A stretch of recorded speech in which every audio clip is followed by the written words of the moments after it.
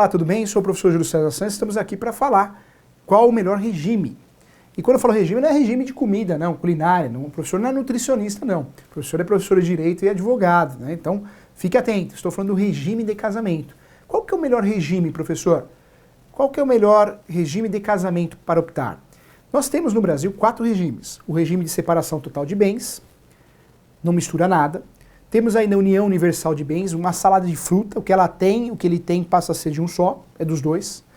Existe ainda a separação final nos aquestos, termo antigo, mas ainda vigente, é um verdadeiro contrato, algumas coisas podem pactuar antes, outras somente depois. E existe o regime atual automático, que é o parcial de bens.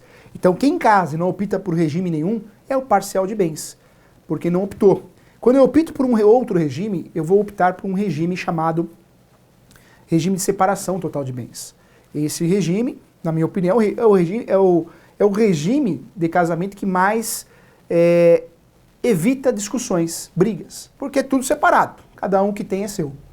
Na minha opinião, deveria ser o regime, realmente o regime obrigatório. Quando você não opta, deveria ser o regime automático. Eu falei obrigatório, mas esse regime de separação total de bens deveria ser o regime automático e obrigatório. Então cuidado. Quando eu falo de regime de casamento, esse é um regime muito utilizado por artistas, famosos, empresários.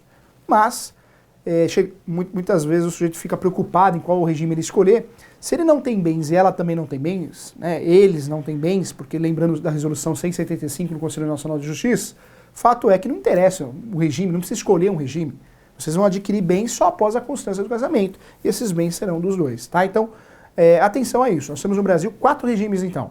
Separação total de bens, união universal de bens, separação final nos aquestos e o regime chamado regime parcial de bens. Após a constância do casamento, o que for adquirido é dos dois. É o regime automático atualmente.